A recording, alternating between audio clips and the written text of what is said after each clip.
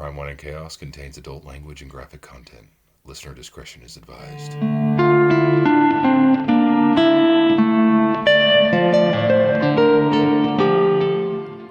Free your mind, Chaos Kids, and the rest will follow. Yes. I'm Naomi. Oh, shit. Sorry. And I'm an interrupter. God. And this is Crime, Wine, and Chaos. Interrupter! I know. Lara! Oh, my God. I'm sorry. No, it's all good. I've totally interrupted you before. I'm so happy to be here, sister. Me you don't too. even know. I think I saw En Vogue 1998 at Summer Jam. Really? Yes. I think so. At the Gorge? Yes. And Salt and Pepper, Aaliyah, Genuine. It was That all sounds like a great lineup, but the venue and the whole thing. I am not doing a festival. No, thank you. No. This was like 16-year-old me. Yeah. There's no way. No way. No. Pearl Jam was the last time at the Gorge for me. Last time. Yeah. Last time. That was a great show to. That's right. To like round off Gorge experiences with 100%. For sure. Yeah. Yeah. For sure. Absolutely. Oh, sister, what's going on with you?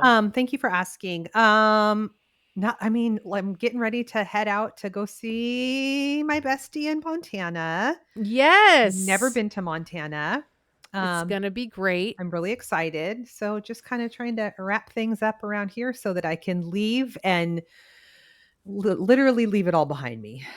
Leave it all behind. Mm-hmm. You deserve that. I need to free my mind, and the rest will follow. You need to free your mind and all the rest of you. Yes. Mm-hmm. That's what's going on here. What about you? Oh, I'm still, kind of in the same place I was the last time you asked, which is just, getting my ducks in a row so that I can move for the first time in almost 14 years. Oh, sister. Yeah. I know. It's going to be like the good part about that, though, is like how organized you are once you're in the new place. Like, I'm already organized now. I know. You did like a major purge recently. I did. Well, it was a little over a year. It was last summer. I did that major purge. I've got another little pile going, but it's very small because I did such a major purge last year. It's like I knew. Deep down, I knew. Uh-huh. But also, like, I've got all my boxes and I'm packing and I'm writing and I'm doing it all. It's all very organized. Good for you. It's all very organized. I'm very proud of myself. As you should be. Little pat on the back for me. Mm-hmm. Oh, sister, what are you drinking? I got water because it's noon, first of all, so that would be inappropriate. And I've got, no judgment. You do you. And I got to jam out of here after we're done to go take my car for a little tune-up. Right. So, no drinking and driving. No drinking and driving. We don't do that here. Okay. No. Well, then, if we don't have anything to announce, we should just get right into it. I feel like you've got probably a big fucking bummer for me. I do. Mm-hmm. I do. I'm going to tell you about Molly Watson. Okay. So Molly Watson was born on December 15th, 1982 in Moberly, Missouri. Okay. To Timothy and Sandy Watson. She grew up in a super loving family, good environment with her brother, Timmy Jr. She was known for her vibrant personality and really strong academic achievements. She earned a bachelor's and master's in psychology.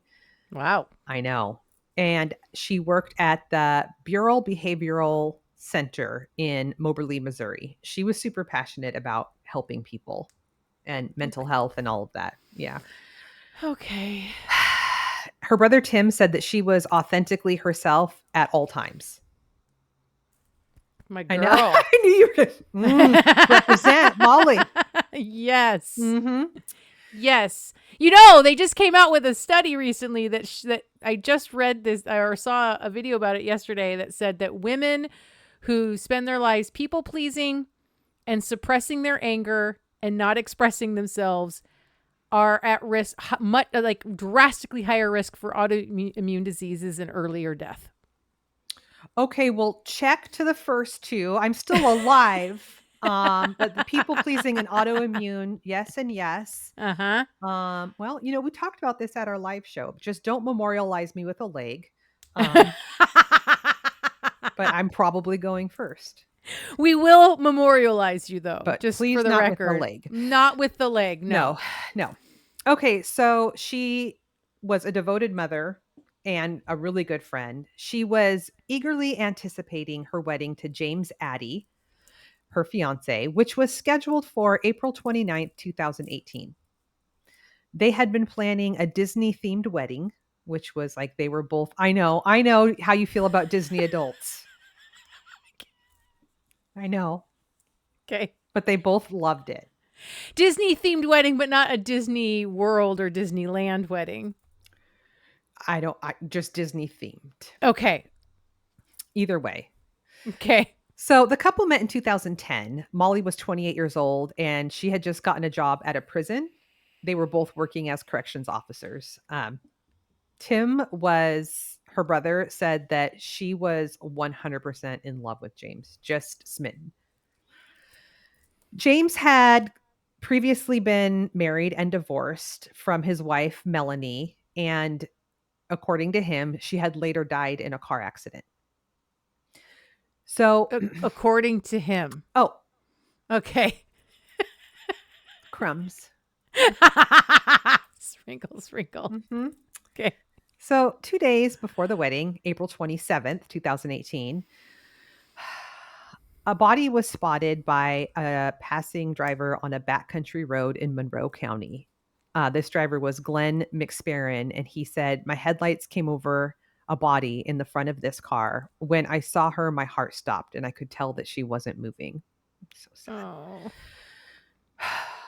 This person turned out to be Molly. She was lying in front of her car. She had sustained a close-range gunshot wound to the back of her head.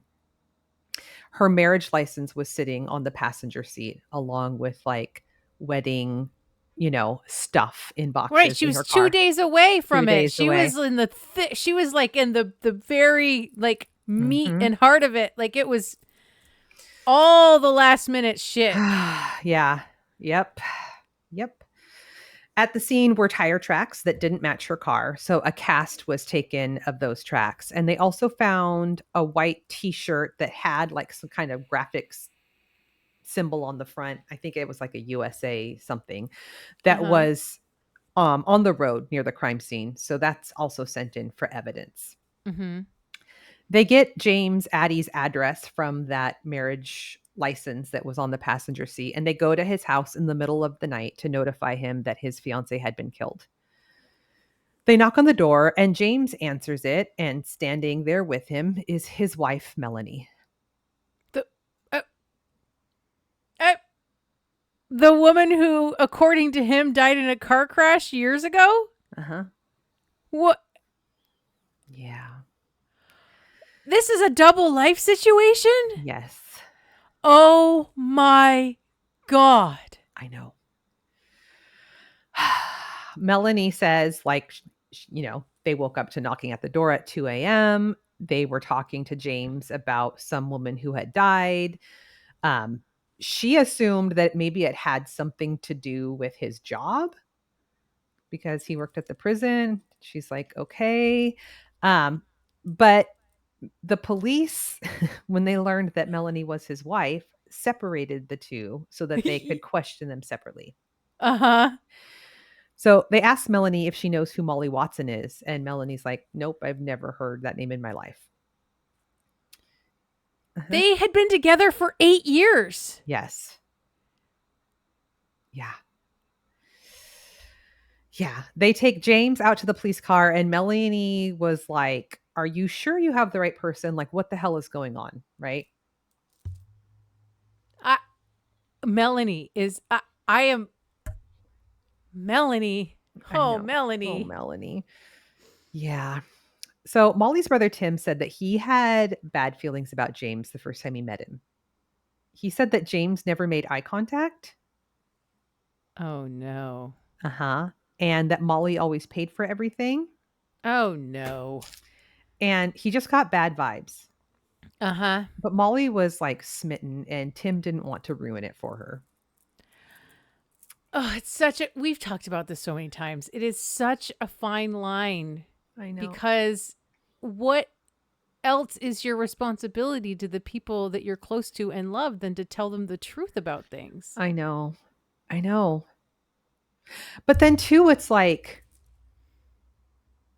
if you just if you just don't particularly care for somebody, that doesn't mean, I mean, I don't know.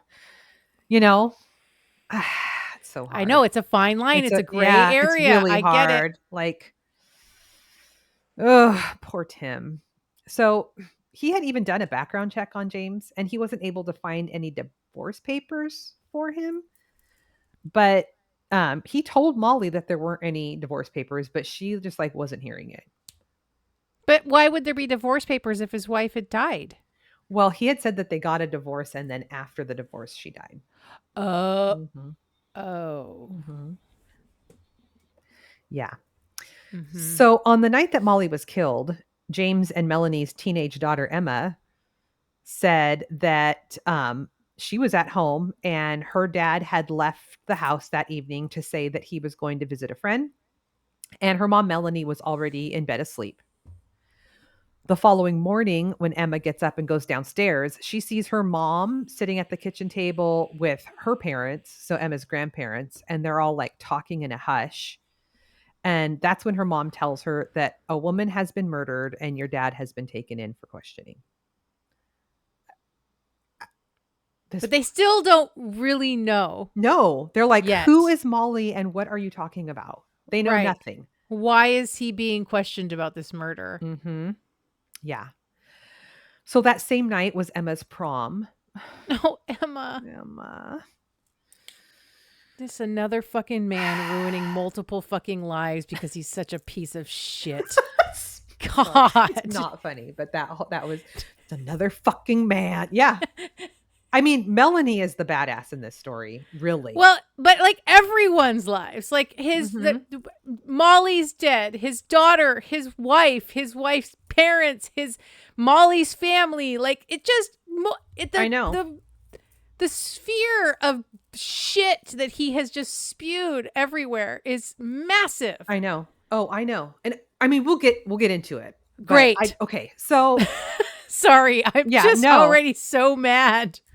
So Melanie, she put on a happy face and she picked up Emma's dress, helped her with her hair. Like she did the whole thing of like, everything's fine as to not ruin her daughter's evening, right? Get that woman a Mom of the Year award. Yep, I know.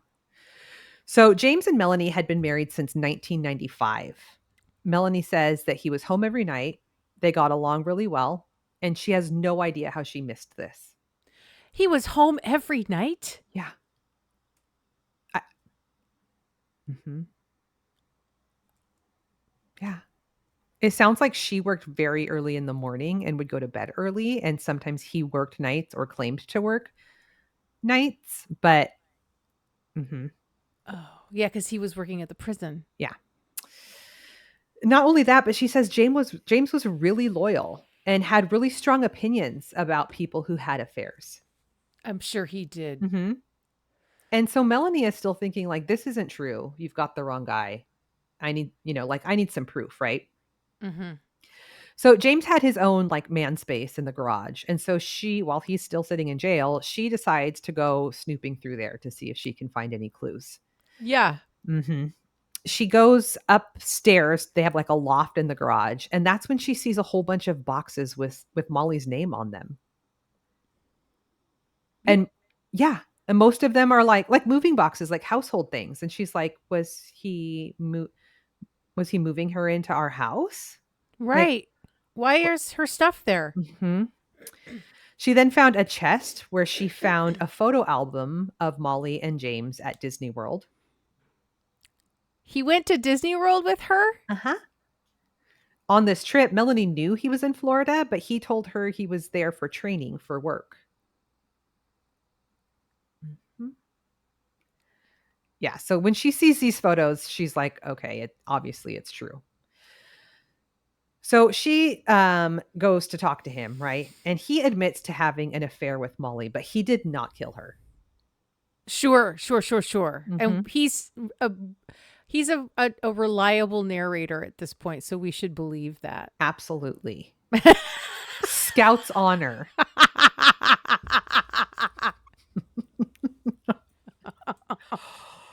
Oh, God. So he says that the night that he left the house, he went to meet a coworker and he was home by 8, and that he talked to Molly on the phone when he got home. And phone records do show a 22-minute phone call with Molly at this time. Mm-hmm. But the tire marks at the crime scene matched the tire marks on his car. Yep. So he is charged with Molly's murder and booked. So now Melanie is like questioning everything about her marriage. Everything about her whole fucking Her life. whole life. I don't trust anyone or anything ever again. What? No shit. I'm ransacking that house top to bottom. For sure. I'm going through all the bank records. I'm going Every fucking thing. I want his timesheets from work. Yeah, oh yeah.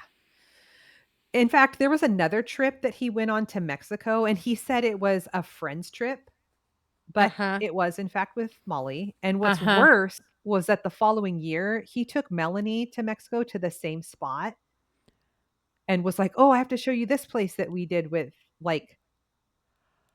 my friends." What a fucking douchebag. Mhm. Yeah. So Emma learns from a friend at school who shows her an article on Facebook that her dad was having an affair and that the woman who was killed was his mistress. And when Emma sees the picture of Molly, she's like, "Oh, I know her." Oh no. Mhm. Emma says that she met Molly a year prior because her and her friend were going to Comic-Con, and she asked her dad if she could get like a costume, and her dad was like, "Oh, I know someone who makes costumes," and that person was Molly. So he took her over to Molly's house, and Emma said she was really nice and really sweet. She had no idea that it was her dad's fiance. I'm And how does he introduce Emma to Molly? Like, this is like a friend's daughter? Like, The only thing I could think is like, "This is my daughter, but she doesn't know about you yet because that you're the first person since my wife died. So let's just," or something. You know what I mean? but this would have been like 7 years into Uh, their I relationship know. where they never lived together, but somehow were planning to get married. Yeah, and this was not like a let's elope. This was like the venues paid for, the photographers Right. paid for, the caterer. I mean, a big. That's the thing. Like Why did he let it get that far? what is fucking idiot? Mm-hmm. Just a fucking dumbass. Total dumbass. He kind of looks like Gary Ridgway too. Ew. Yeah. He's like 20 years older than Molly. So the autopsy showed that the gunshot wound indicated that the gun had been pressed against her head. And the t-shirt had gunshot residue on it, and there was blood that tested positive as belonging to Molly, but there was no DNA from James. So they talked to this coworker that James said he went out to meet that night, and that coworker said not only did he not meet with James that night, but the two weren't even friends and they didn't even have each other's phone numbers. So he's using some rando that he works with as an alibi? Yeah. What? They will check that. They'll ask that person and confirm that. I know. This guy is so fucking dumb. Mm-hmm. Totally dumb. Then they learned from Emma that she stayed up and did homework that night, that her dad left to meet his friend, and he wasn't home until 10. Not 8 o'clock, like he said. Uh-huh. Emma is also able to identify the t-shirt as belonging to her dad because she made the t-shirt in a graphic design class. So it's like the only one that exists. What?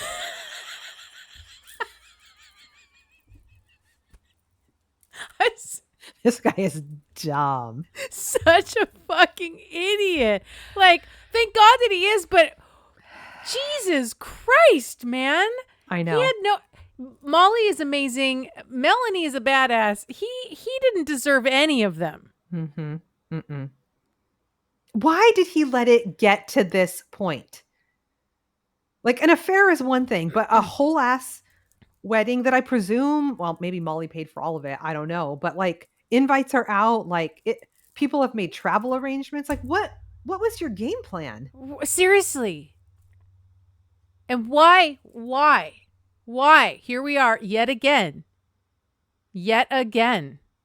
with a fucking dumbass fucking man whose solution to the problem he created is murder. Right. That's the answer.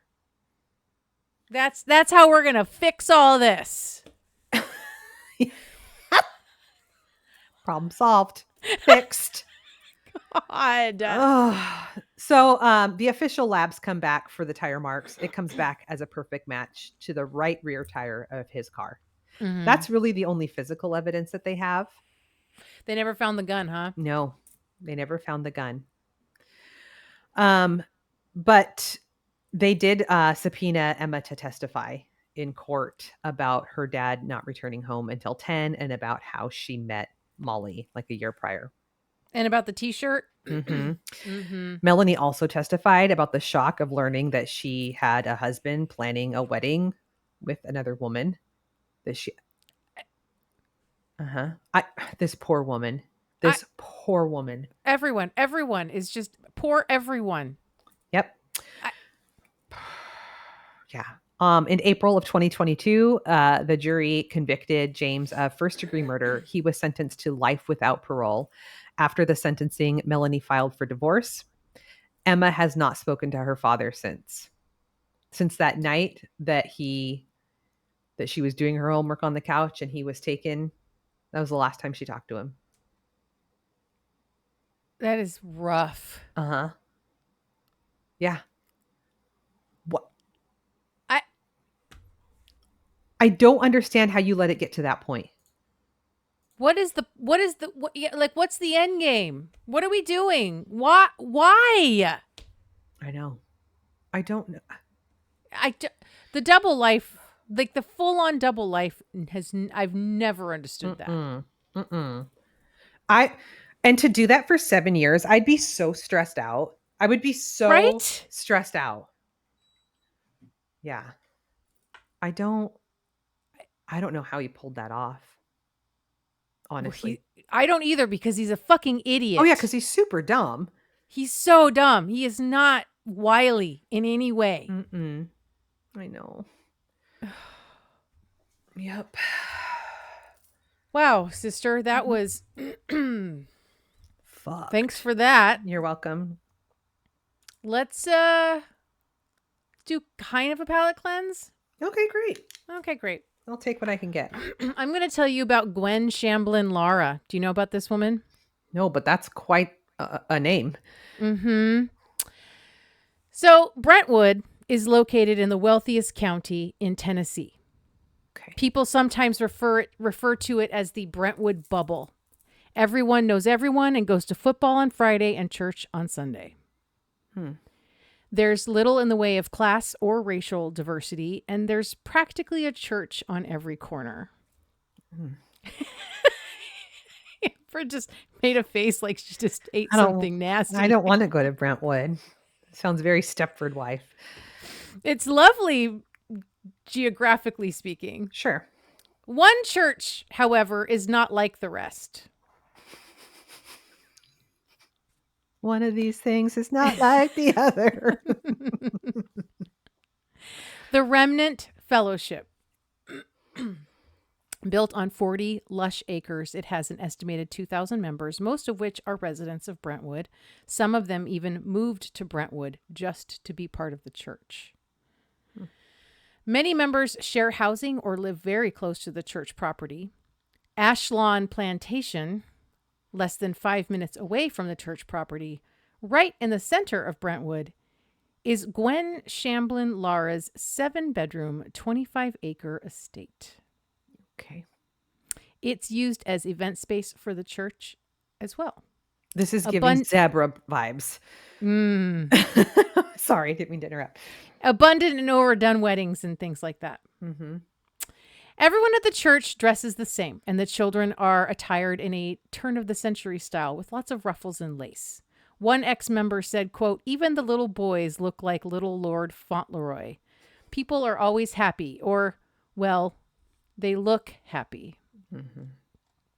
Gwendolyn K. Henley was born February 18th, 1955 in Memphis, Tennessee, to parents Walter and Betty. She was the second youngest of the 4 children. She had an older brother, an older sister, and a younger brother. Walter and Betty were members of the Church of Christ, and they raised their children in that church. It is one of the most conservative of all the Christian churches. Gwen, like many kids, was taught to clean her plate at every meal, but she was also one of 4 children worried about getting her fair share of food. Her father, Walter, noticed that Gwen's eyes were often bigger than her stomach. Gwen would clean her plate, but she always had a restless hunger for more. Gwen attributes that restless hunger as sinfulness. Being hungry? A lack of self-control. Uh-oh. Gwen graduated from Central High School in 1973 and in 1978 married David Shamblin. The couple had 2 children, a son named Michael and a daughter named Elizabeth. David obtained a master's in divinity, while Gwen earned an undergraduate in dietetics and a master's degree in food and nutrition, with an emphasis on biochemistry from the University of Tennessee in Knoxville. Okay. According to Gwen, while in college, she struggled with her weight. And this is when she developed an obsession with how to be thin, how to be someone who could eat but not gain weight.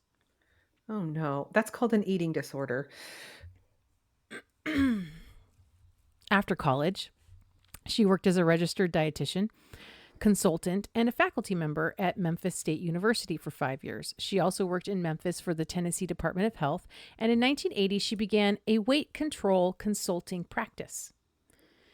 There, she shared her wisdom of listening to your body, following hunger cues, what we would now call intuitive eating. But to her, it was divine revelation. I'm sorry? She incorporated scripture into her practice, telling attendees of her workshops that all those times during the day that they wanted to run to food, they should run to God instead. No, this is so... I have so many thoughts. This is so strange that she's got a degree in science. Uh-huh.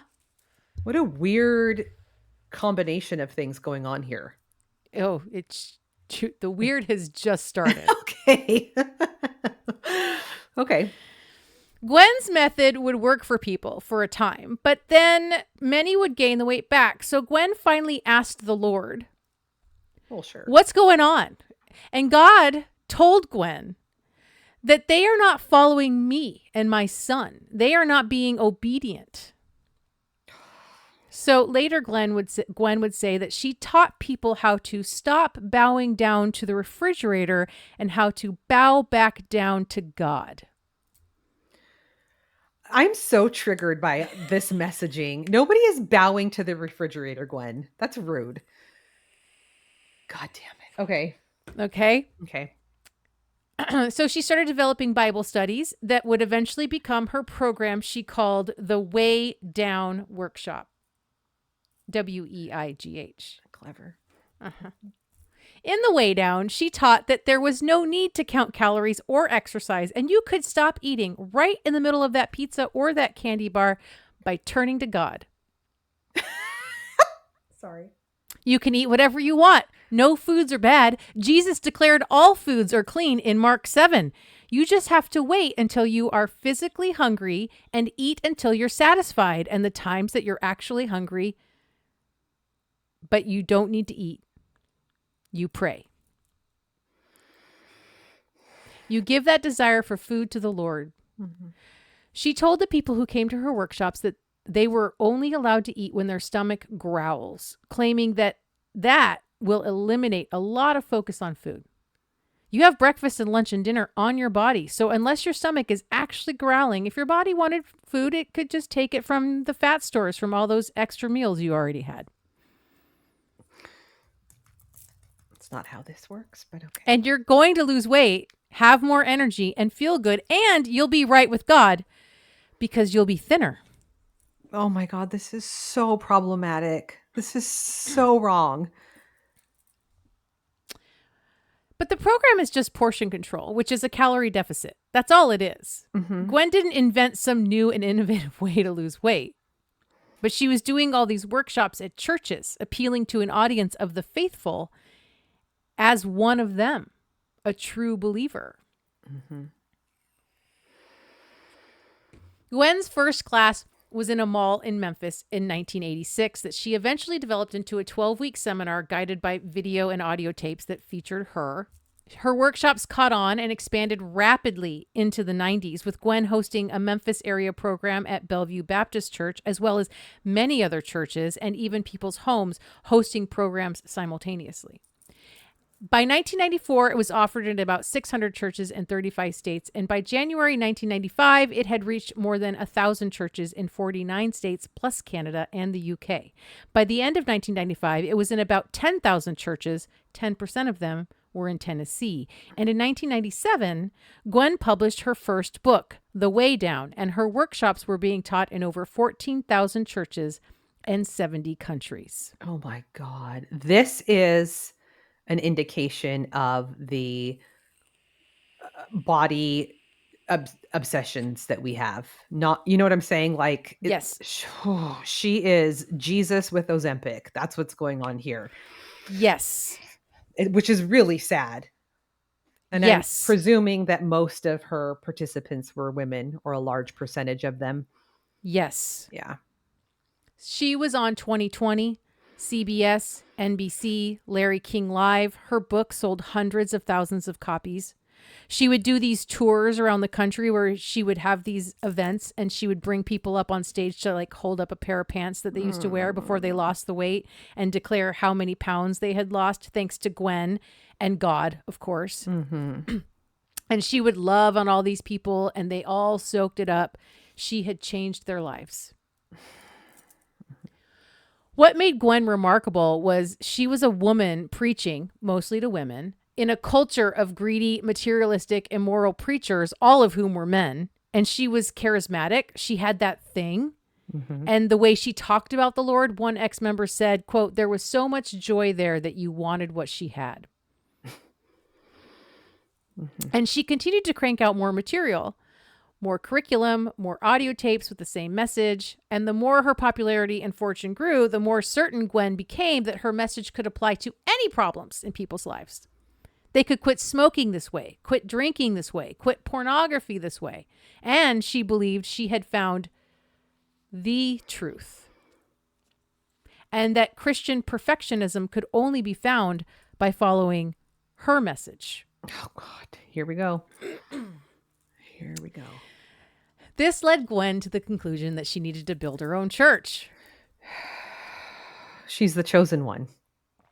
Yep. Mm-hmm. In 1999, she created the Remnant Fellowship Church with a small group of devoted founding members, including her husband, David. The name itself is a bold statement.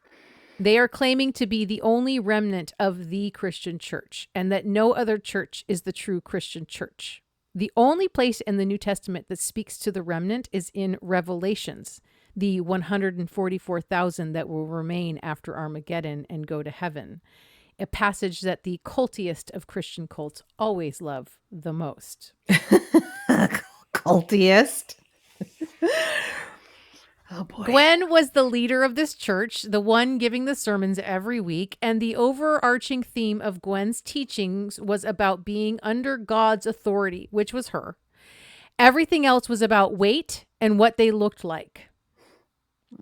If you're not losing weight, for example, you don't lose more than 2 pounds in a week, you are told to fast.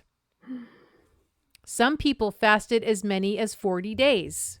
Oh, my God. One woman lost 130 pounds in 18 months, but she had more to lose. She was told to just stop eating.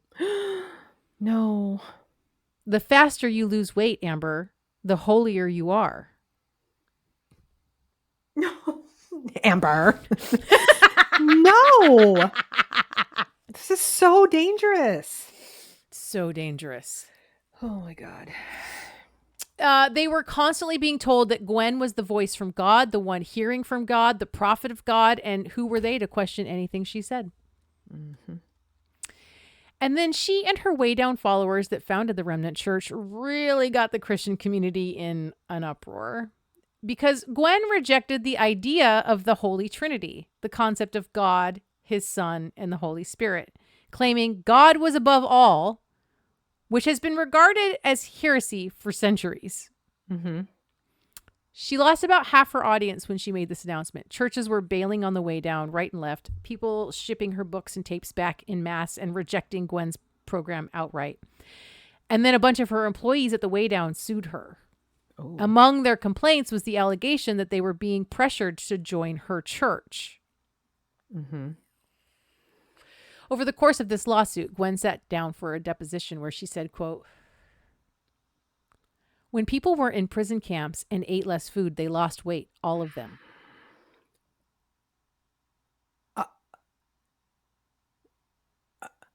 When the attorney asks Ms. Shamblin, surely you're not making a comparison between the forced starvation of a population and middle-class Americans' eating habits. Are you honestly doing that?"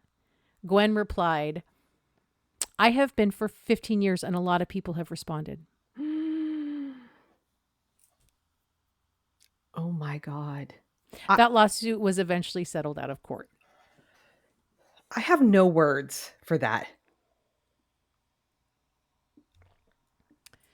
The church compound was done being built around 2004, and one of Gwen's reasonings for building this church was that so many people were doing the way down, but they were in these other not true churches, which is why they kept gaining the weight back.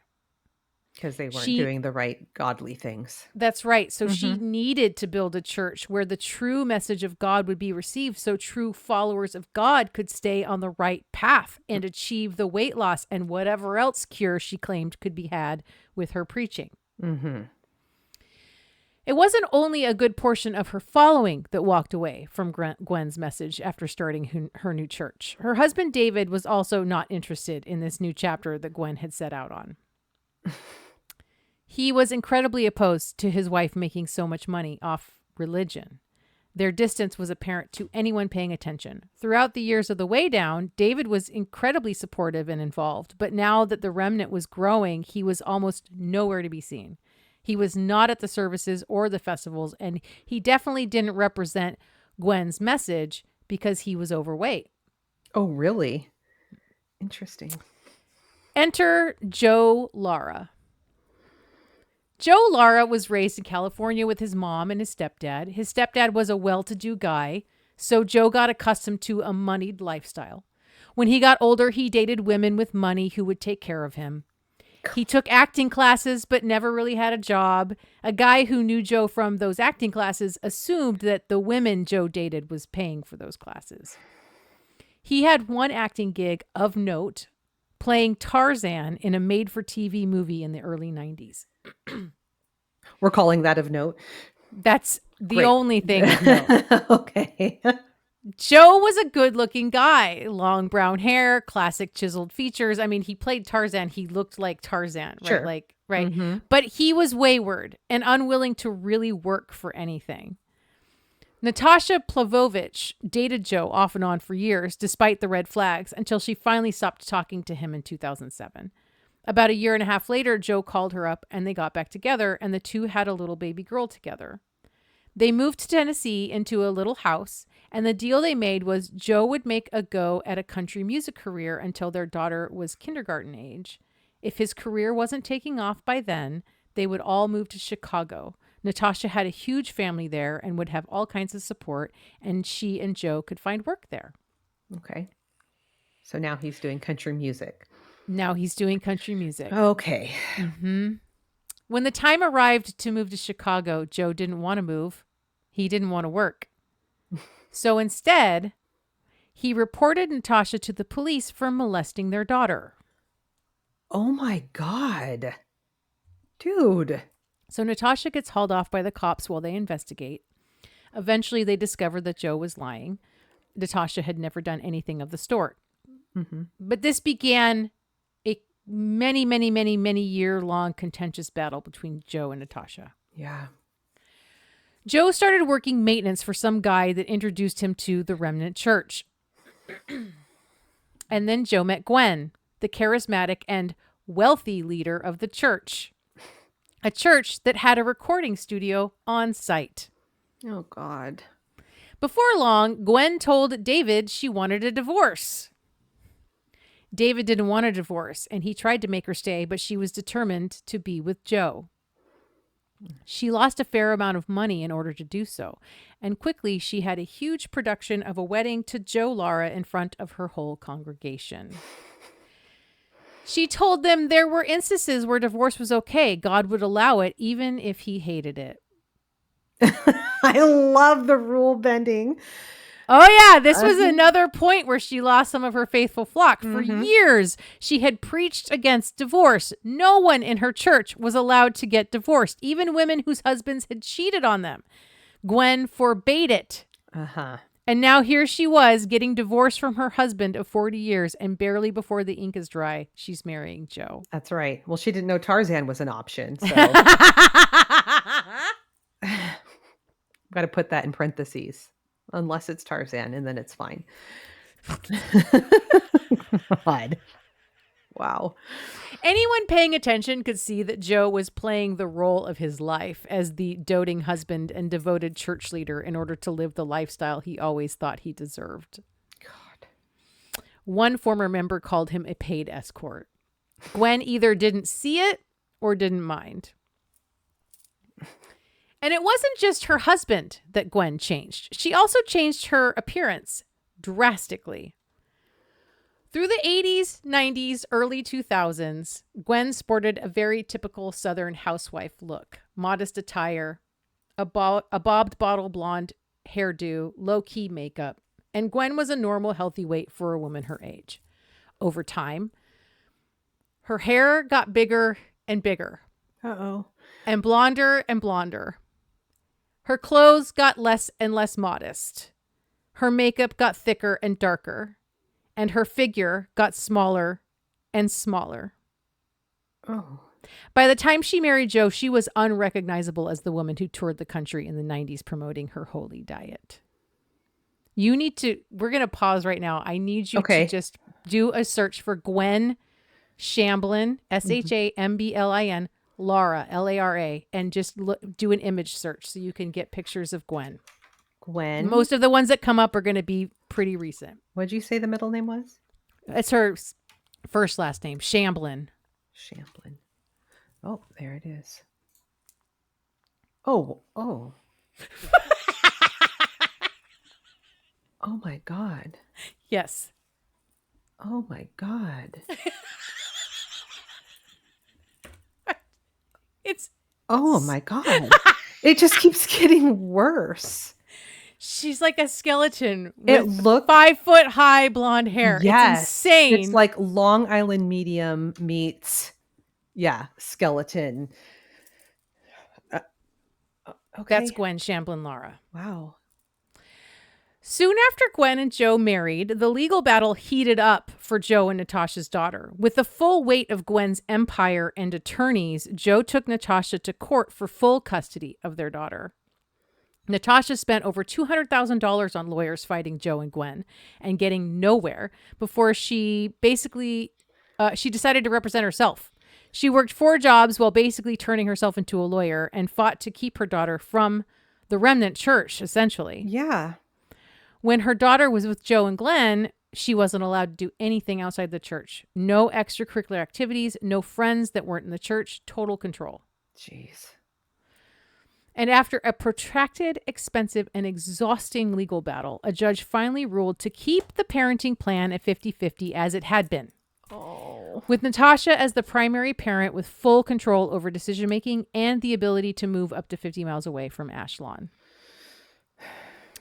Anyone that tries to leave the church is pressured into staying. And if there is a spouse trying to leave with kids, Gwen ensures that the spouse who is staying is fully financially and legally backed to fight for full custody of those kids.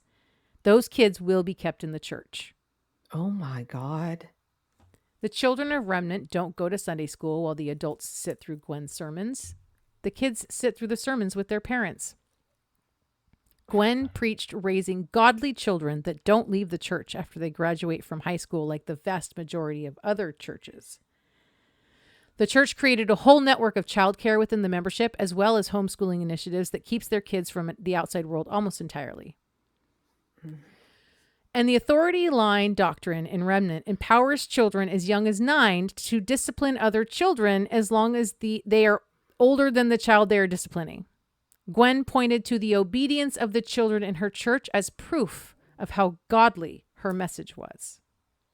No, that's proof of brainwashing and fear tactics.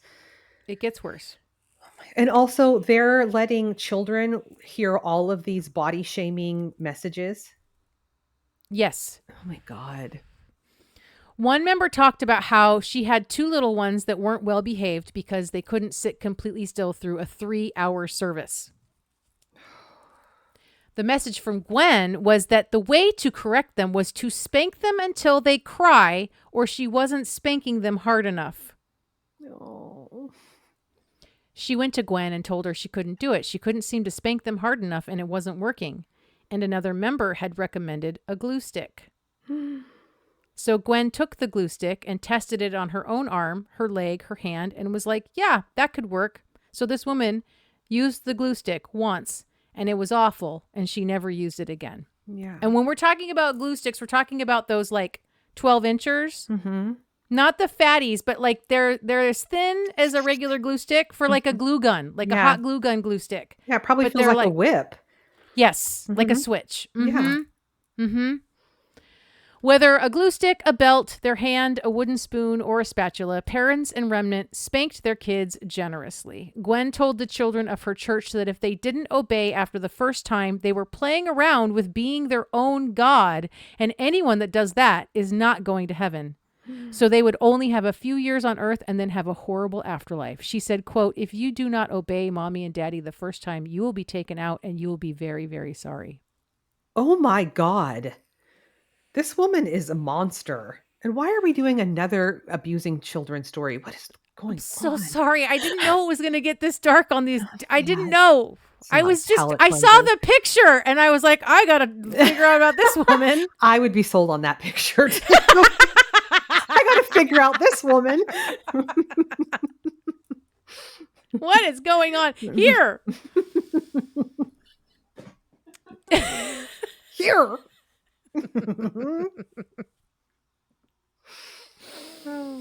Joseph and Sonia Smith were members of Remnant very early on after its formation. They lost weight, and Joseph spoke about it on stage with Gwen. Their baby, Malik, died of SIDS in 2003.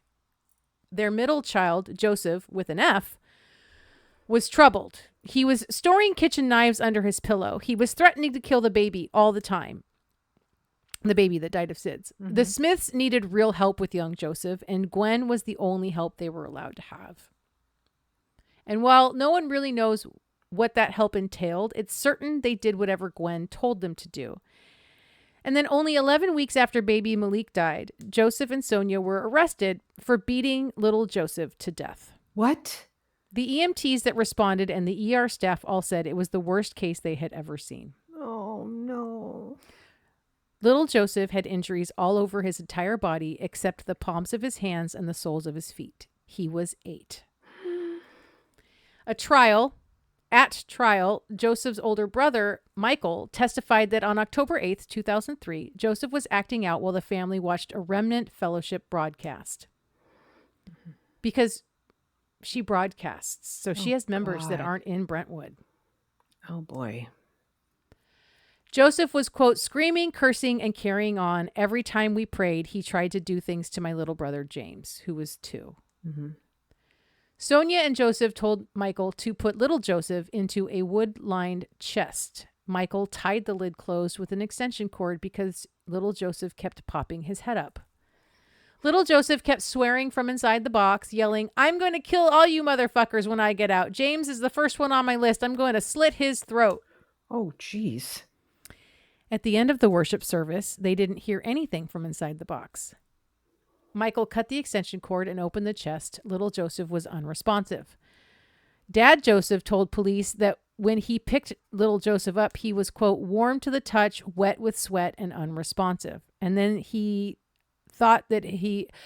Dad Joseph thought little Joseph was overheating, so he carried him out to the carport in an unsuccessful attempt to cool him off. Then they called 911. When the emergency responders arrived, little Joseph was not breathing and had no pulse. He died a day later. His cause of death was a combination of blunt force trauma and suffocation. It is believed that when he was put in the box, the lid was slammed down onto his head.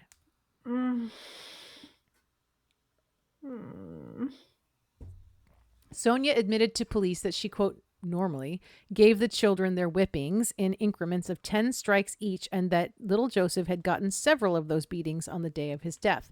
The police reported that the Smiths locked little Joseph in his room to pray to a picture of Jesus on the ceiling and in a closet for days and even weeks. He was given only a bucket for a toilet. His brother sometimes held little Joseph down while the parents beat him. Oh, no. A police officer on the scene said the father told him after little Joseph's death, quote, I'm not going to lie to you, he's bruised. Michael also confirmed little Joseph was regularly beat with glue sticks, belts, and heated coat hangers, locked in confined spaces for extended periods of time, and his hands tied with rope. During the day he died, Joseph beat little Joseph several times, striking him repeatedly with a foot-long glue stick. Oh, my God. How can you do this to your child? Sidebar, I just found out from a friend of mine the other day while I was working on this story that there are other churches in this country that actually teach their members to use glue sticks on their children. Yeah, that's just child abuse. Yeah. They have a whole thing called blanket training. Once they get to like 6 months old, they put them down on a blanket. And if they try to leave the blanket, they hit them with glue sticks to make them stay on the blanket. Oh. But this is happening in regular mega churches across the country. I feel like I recognize that term blanket training from the Duggars. I bet. Mm-hmm. Little Joseph had been put into a wicker box as punishment, and I covered all that already. So as investigators looked further into Joseph and Sonia, they uncovered a tape where Sonia had asked the congregation for help in disciplining her son, and a member had recommended glue sticks. When the investigator went and got a glue stick and compared it to the wounds all over little Joseph's body, it was a perfect match. Yeah. This turned into a search warrant on the church itself, and police found a stockpile of recordings because it wouldn't be a cult without audio and video recordings of every single thing that they do. Yes, that's right. Got to keep the record. This is like a hallmark. Yes, this is a hallmark of cults. Mm-hmm. And that's when they found a recording of Sonia at some kind of workshop or gathering where she is talking to Gwen, and she's thanking Gwen and another church leader for the advice they gave her for dealing with her 7-year-old. She hit him on the backs of his thighs, then took every single thing out of his room and locked him in there from Friday to Monday with nothing but a Bible. Gwen was pleased as punch and said that was following God's lead, and it was a miracle. Praise God. This is sick. When Gwen was interviewed for a TV program after that tape came out publicly, she said that tape was tampered with. She totally denied that she said that or that she or her church leadership encouraged any such thing. Of course.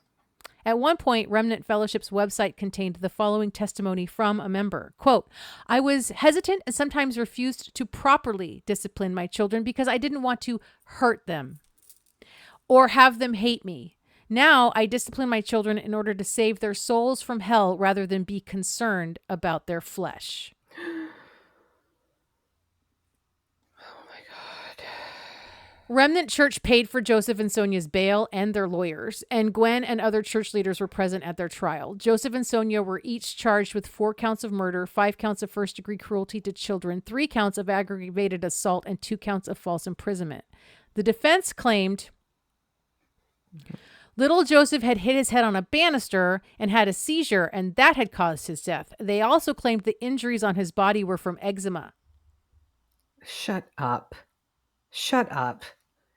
Ultimately, the couple was found guilty of murder and sentenced to life plus 30 years. Good.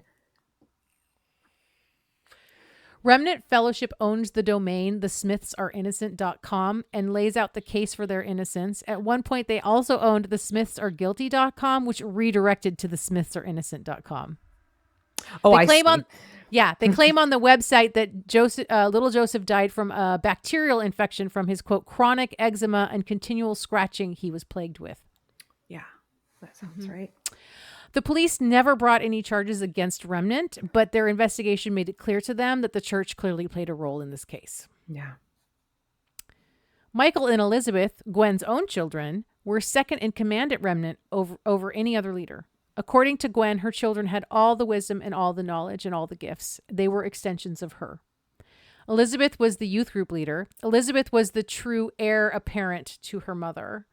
Tragically, Elizabeth's 5-month-old baby boy, Henley, died in his crib one night. Initially, as he was rushed to the hospitals, the calls went out to pray for the baby. But by the next day, as the members were coming into church, it was like it never happened. Gwen's grandson had died and the family wasn't talking about it. Because there is no grieving in Remnant Fellowship. What? Even worse, Gwen's teachings were all about God's blessings and living a life that brought his blessings. If something had bad happened to the church, it meant God was judging them. And since Gwen knew it wasn't her or her family doing anything wrong to bring God's judgment, that meant that it was someone in the congregation. So leadership started calling in the members who were struggling to interview them and assess them to determine who was to blame for the death of this baby. That is like gaslighting on crack. What? If God gives blessings to the godly, then anything bad that happens is judgment, which means we can't talk about any of the bad stuff. And if we can't completely sweep it under the rug, then we have to find somebody else to blame for it. For sure. Oh my God. This is the logic of their beliefs. Gwen's son Michael was the musician in the family. He would lead the services and song every week, was in charge of the musicals put on by the church, and was always writing and recording songs and music videos. There's a lot of music videos in the documentary that I watched. Oh boy. Michael, Joe, Lara. Anyway, they had literally they had all the production stuff for the whole package. Michael also left the church more than once and was clearly the less devoted of Gwen's children to her and her empire. After the first time he left and came back, upon his return, he was very different. He was angry and basically a mess. There are rumors that he also had multiple affairs outside of his marriage, some of them with members of the church. Those that knew the Shamblins well believed that both Michael and Elizabeth's marriages were essentially arranged by Gwen. They had little choice in the matter. God. Despite all this, Gwen's church and its related enterprises continue to thrive. The church sells merch, plus all the materials for the Way Down and those workshops. And, everyone in the congregation is buying all of it. They basically have to. They have these festivals at Ashlon, her mansion, and people from all over the country come and they bring gifts, literally like baskets of bread and whatever, until one year someone literally announced on stage at the festival, basically we're not doing that anymore. We need money. Bring money to God. Yeah, God needs money. God needs money. This translated to more stuff for Gwen. Free services, her hair, her nails, cooking for her household, all free to her from people in service to God. Plus, she owned a Porsche, a Hummer, a side house, the plantation/mansion, a plane, a helicopter, and on and on and on. She lives the exact same life as those other megachurch pastors. Right. Gross.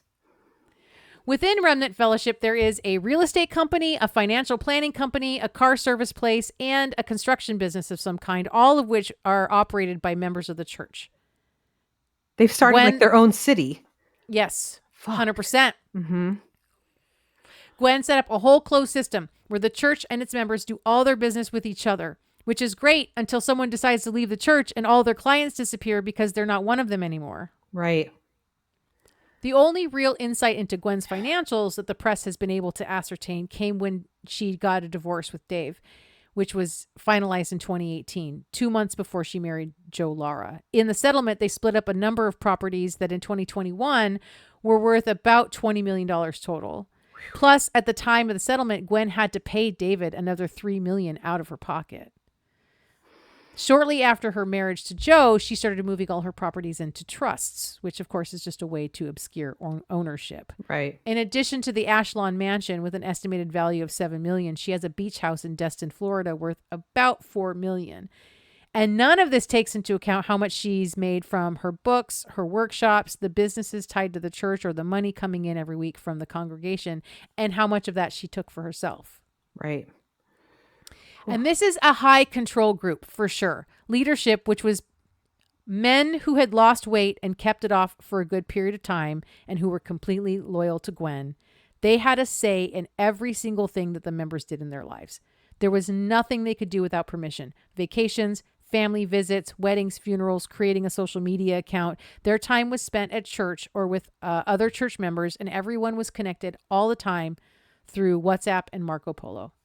Oh my God. What a way to live. Right? God. And of course, the whole thing is deeply patriarchal. Despite the fact that Gwen is the head of this church, the message is that the men were the head of the household, women need to be subservient to their husbands, that whole thing. Yeah. In 2018, Gwen was part of a reality show pilot titled Way Down South. No. With the goal of making her a reality TV star. She was definitely trying to cultivate an image, but also definitely hoping to use the show as an opportunity to evangelize her church. Right. It was pitched to several cable TV networks, but was not picked up by any of them. In May 2021, on the 29th of May, shortly after takeoff around 11 a.m., Gwen's Cessna plane carrying Gwen and Joe, church leaders David and Jennifer Martin, and Jonathan and Jessica Walters, and Gwen's son-in-law, Elizabeth's husband, Brandon, crashed into Percy Priest Lake. Whoa. The plane was bound for Palm Beach International Airport so the group could attend a Patriots Day rally, a MAGA event. The rescue response quickly turned into a recovery response, and all 7 people aboard the plane died. Oh. Joe was flying the plane. 3 weeks after the crash, Elizabeth is on stage in front of the congregation talking about keeping going, not a tear to be shed. Like she hadn't just lost her mom, her husband, and her best friend. We don't grieve here.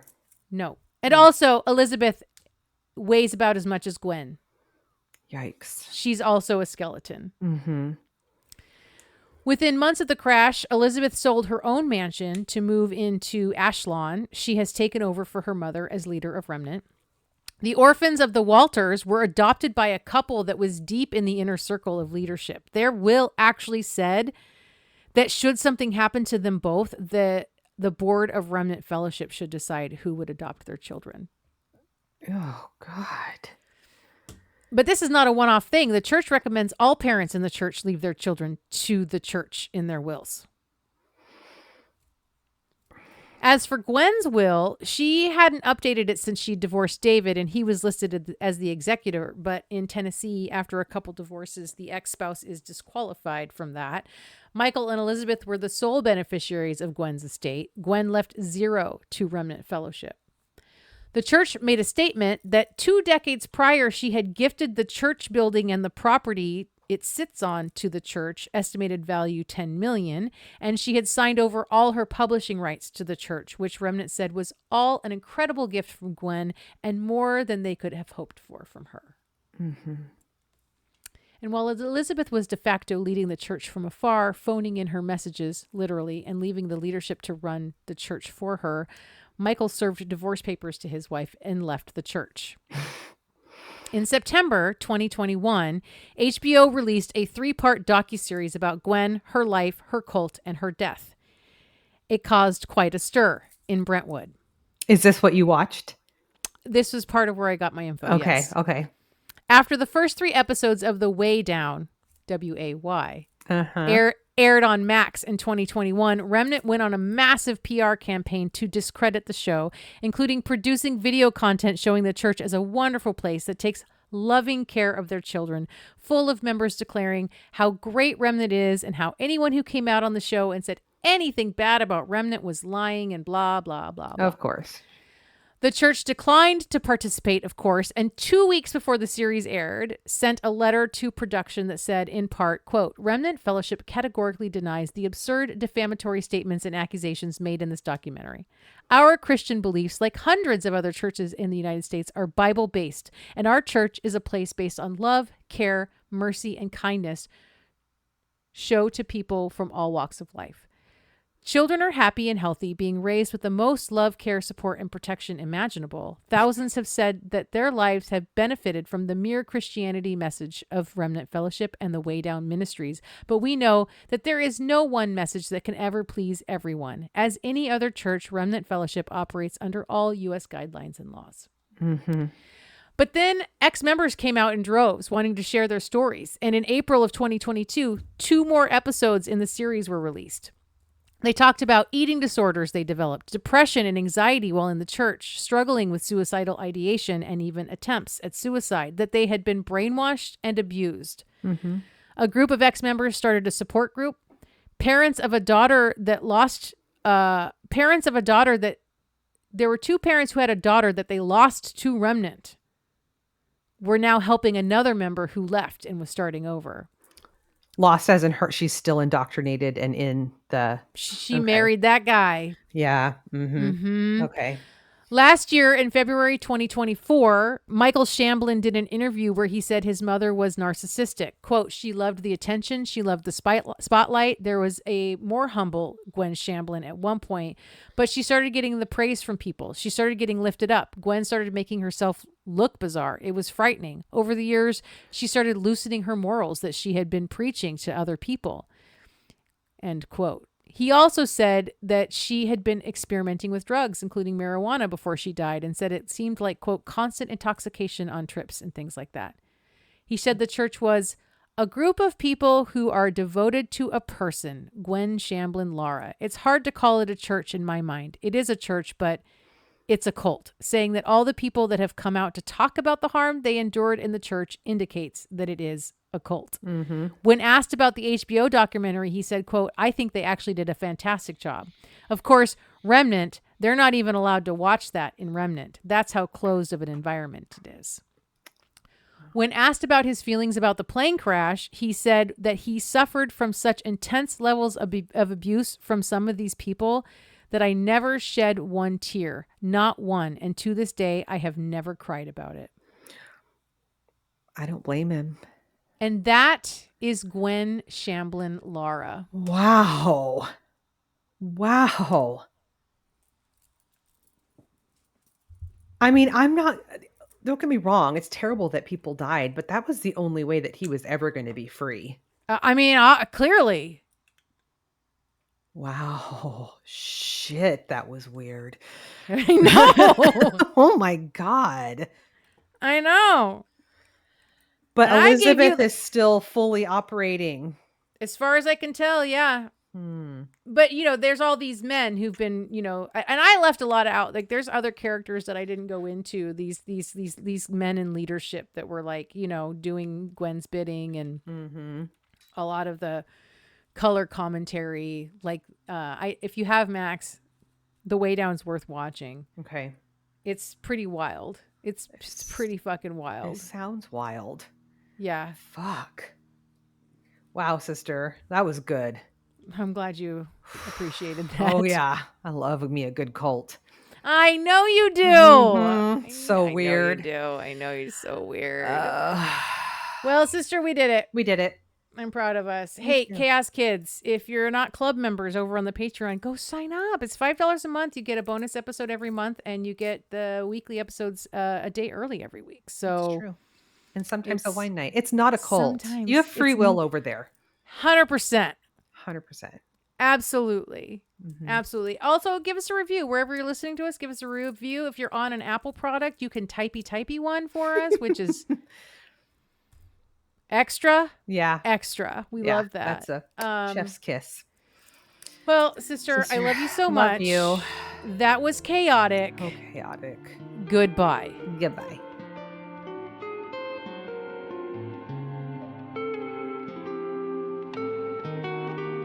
Crime, Wine, and Chaos is produced by 8th Direction Records. Artwork by Joshua M. Davis. Music by Jeremy Williams. If you would like to support the show, you can visit our Patreon page at patreon.com/Crime, Wine, and Chaos. Cheers!